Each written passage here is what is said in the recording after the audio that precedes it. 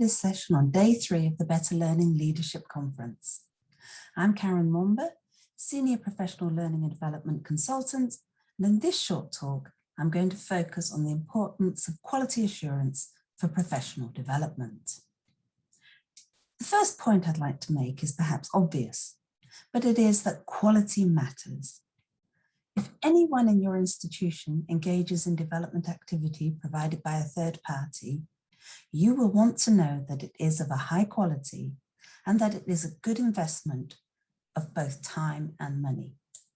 You will want to know that the activity will have an impact on an educator's practice and on a student's learning.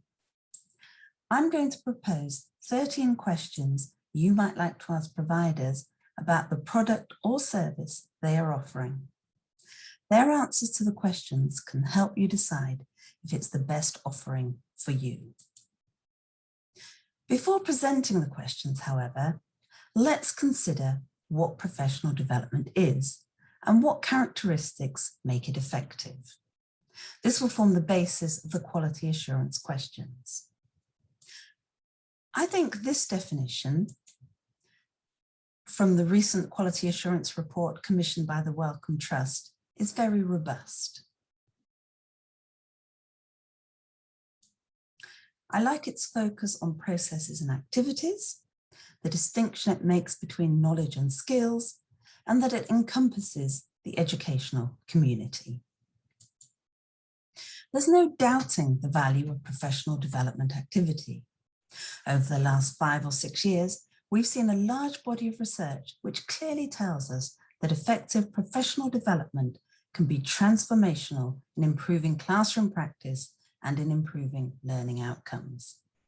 Alongside this, we've seen a growing interest in professional development. There are now many organisations who deliver training and development programmes for English language teachers, including Cambridge. And there are also a large number of teacher development courses available online, sometimes at quite a low cost or even free. Much of the provision is of a high quality, but not all of it is. And let's be clear, the research doesn't say that all development activity has an impact. It says that effective development activity has an impact. To really make a difference, so that positive change becomes embedded in practice, professional development needs to include the characteristics of successful teacher learning in its design. At Cambridge, we've synthesized the research into a freely available booklet, authored by ELT professional development experts Silvana Richardson and Gabrielle Diath-Maggioli. Both Silvana and Gabrielle are speaking today, and I highly recommend their talks if you can get to them. They outline 7 key principles for successful development, which make up the INSPIRE framework. I will very briefly outline the 7 principles. You can read about them in much more detail in the Cambridge paper if you're interested.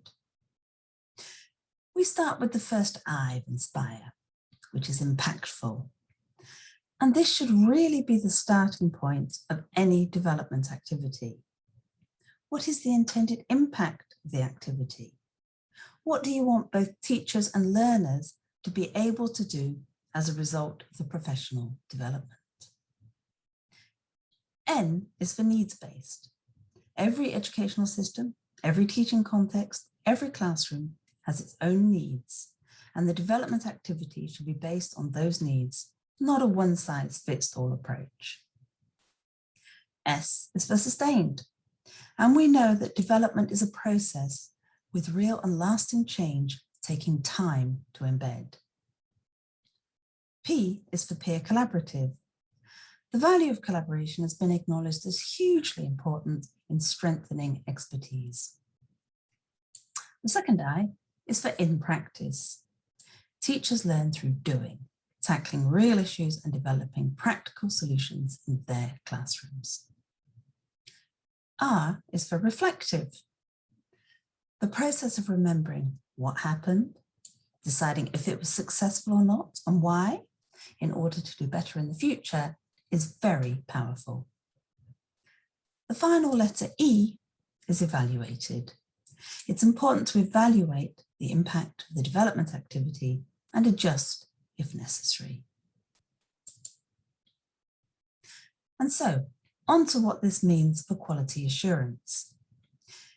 In the UK, the Wellcome Trust, in conjunction with the Chartered College of Teaching, the Teacher Development Trust, and the Sheffield Institute of Education, published a report in April about quality assurance systems for teacher development providers, which they've been piloting.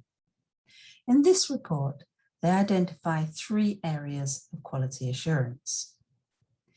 And the INSPIRE principles of effective development, which I just talked through, can be mapped onto these 3 areas. The first one, intent, is essentially about the intended impact of the professional development program or activity. The second one, design, considers how the program or activity design achieves the intended impact. So this is where the INSPIRE criteria of needs-based, in practice, reflective, collaborative, and sustained fit in. The final area, delivery, relates to the quality of the delivery, whether it's trainer-led or self-study, and evaluation is an important feature here. So, based on the Wellcome Trust criteria for each area and the INSPIRE principles, I've drawn up a list of questions you can ask a professional development provider. And I believe these questions can support you in making an informed decision when commissioning professional development for your institution. So let's start with questions for intent or impact.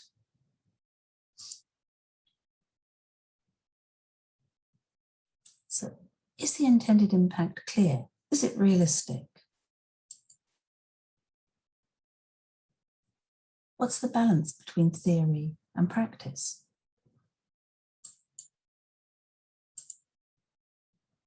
And how can the impact be seen?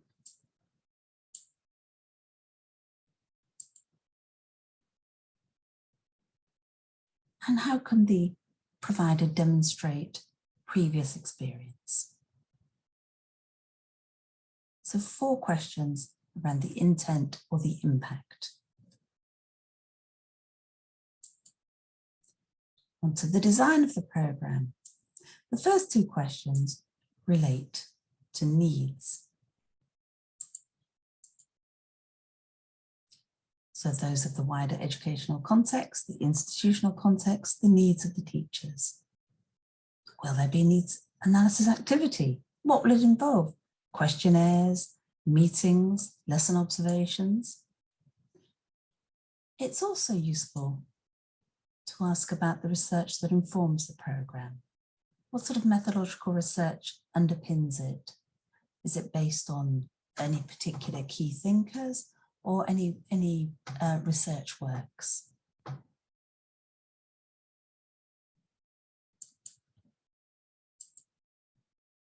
You also need to know that the design incorporates best practice and how that's reflected in the program. And what about expectations? How much time is required?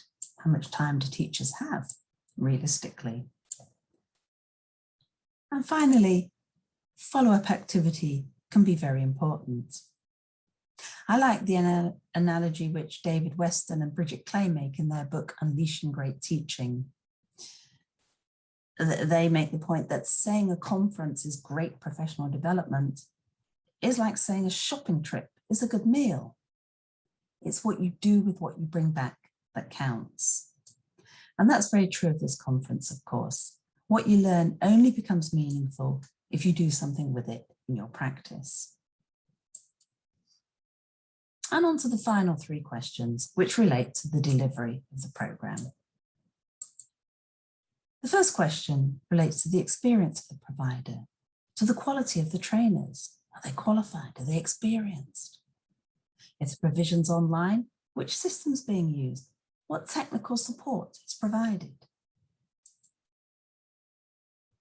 The second question is particularly pertinent for sustained programs or activity. What opportunities are there to be responsive and adapt the activity if required?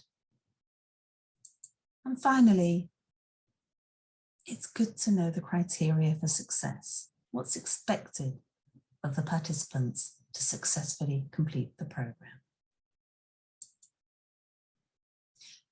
I hope some or all of those questions will be useful for you, and I'd just like to end with a final thought.